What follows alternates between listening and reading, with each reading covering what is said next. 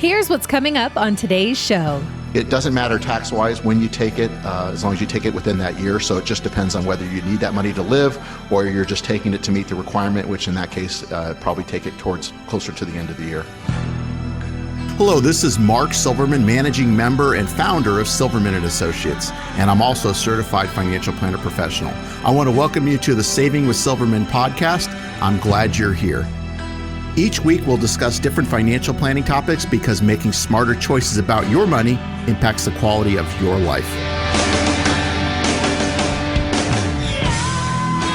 Hey, Mark, I got a story here, a quick story about cars. You know, a lot of people have different kinds of cars out there, and, you know, sometimes there's a report that comes out and says, you know, this car is selling more than any other and that sort of thing. But you know, the best-selling car of all time is the Toyota Corolla. More than 44 million units have been sold around the world. Wow. That's I did not know that. I know the Ford F-150, which I'm a fan of, is the best-selling truck in America. Yeah. But that's not world, obviously. So Toyota obviously has a bigger world presence than Ford, I'm assuming. But, my goodness, that's a lot of Corollas out there. That is. And, that is. You know, I guess economy is very important to a lot of people. And, you know, it's relatively small and a very popular car, obviously.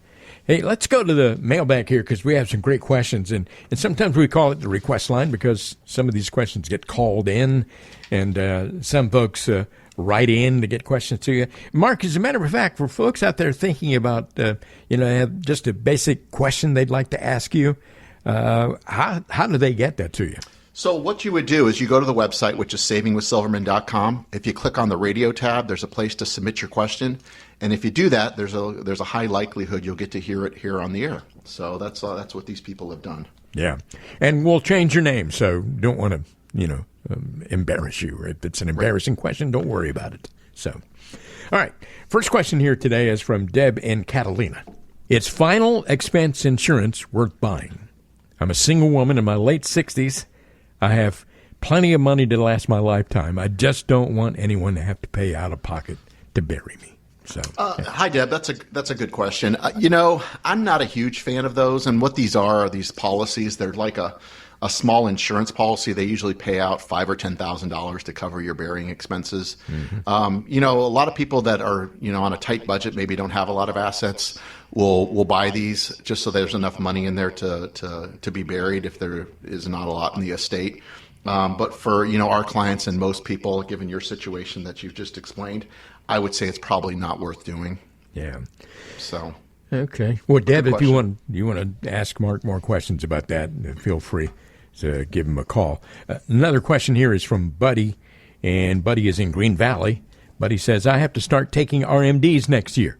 Should I take these withdrawals in monthly installments or one big withdrawal at the end of the year? Or does it even matter? So for those of you, that's a great question. But for those of you, RMDs are required minimum distributions. And so what those are is any traditional, you know, IRA, 401k, 403b, TSP, whatever it is, which hasn't been taxed. You have a certain, and they just changed it. So it used to be 70.5. Now it's, depending on how old you are, it's 72, 73, I think up to 75 now. So depending on when you were born, you'll have to start taking these distributions, and there's a percentage, there's a formula that you use to take these out. And it really doesn't matter tax-wise when you take it out. If it has to be done in a given tax year, whether you take it over 12 payments or in one payment, you're going to be taxed the same. And usually you can withhold taxes on those payments if you need to, or you don't have to, and then you'll just owe that at the end of the year. It really comes down to whether you need the money. So if you're going to be using that money to spend, it's kind of nice to take it monthly, kind of like a payment to tie in, like maybe with Social Security or if you have a pension, et cetera. If you don't need the money, like a lot of our clients don't necessarily need that money to maintain their lifestyle, we'll typically take it out in November. Is kind of the standard practice. That way the money grows tax deferred throughout the year and you take it out in one lump payment. And again, withhold or not withhold taxes, that's up to you. So it doesn't matter tax-wise when you take it, as long as you take it within that year. So it just depends on whether you need that money to live or you're just taking it to meet the requirement, which in that case, probably take it towards closer to the end of the year. Hey, I just wanted to mention one thing here. If you are in a position where you do not need that money, and you can't say to yourself, I'm not going to take it out this year because I don't really need the money, there's a penalty for that. It is, and it used to be 50%. They just reduced it to 25%, but that's on top of ordinary income taxes, so it's still a pretty steep penalty. If you don't need the money, one other option is if you want to get it out of your estate, you can gift it to a qualified charity, and that doesn't include, children, grandchildren, family members are not qualified charity.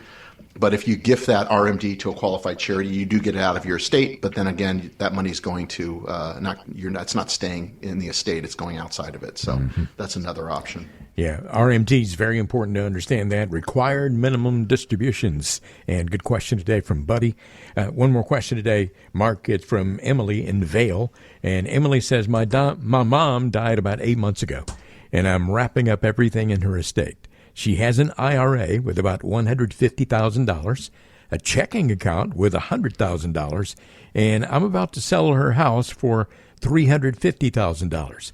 How much should I expect to pay in taxes on all of this? Well, Emily, that's a great question, and technically I'm not allowed to give tax advice as I'm not a CPA. But I can tell you, you shouldn't have any estate taxes if you're here in Arizona, because it sounds like you're under the limit there with what those numbers are. Again, that's going to change. That's all supposed to change in 2026, so just be aware of that. And again, I'm not allowed to give tax advice, but there shouldn't be. I would check with an estate planning attorney if you don't have one, depending on if she had a will or a trust, that sort of thing. You'd want to speak to somebody about that and make sure that that's all set up. And find out if everything's done correctly there. But there shouldn't be. I mean, the IRA, assuming you're the beneficiary, if there's other beneficiaries, should be rolled over, that sort of thing. You probably do need to take a distribution on that if that's the case. But the checking account, hopefully none of this has to go to probate, depending on how it was set up. So hopefully your mom did some estate planning prior to her passing. And again, sorry for your loss. But if you have any other questions, I can at least point you. Again, I'm not a estate planning attorney or a CPA, but I can point you to some of those people here in Tucson if you need some references. Mark, I know you get a lot of questions from folks having to do with estates, and they say the only two things that are certain are death and taxes, and people are dying all the time, and people have questions all the time about, how the taxes are involved and how can I avoid paying more taxes than I really need to. And you get a lot of folks who are concerned about that, and that's one of the things that you can do is help them think all that through. We can. We work with other professionals here in town. We're not connected. We don't get paid by them, that sort of thing. But we do have CPAs, attorneys, other insurance people as far as like health insurance and that sort of thing, where we're happy to make references to other people that we know and trust that I know do good work, but they're separate entities. And so, whether it's that or you just have some questions about your own situation or whatever, there's no silly questions. And it's really, I'm offering this to try to help people. It's not a play to get everybody as a client because, quite honestly, we can't take everybody. If we're a good fit, we're a good fit. If we're not, that's okay too. But I'll do my best to try to point you in the right direction if that's the case. You've been listening to the Saving with Silverman podcast. If you have any questions at all about your financial situation, please give Mark Silverman a call. Again, his number is 520-333-7601, or go online to savingwithsilverman.com. For Mark Silverman, I'm Ron Stutz. We'll see you next time on the Saving with Silverman podcast.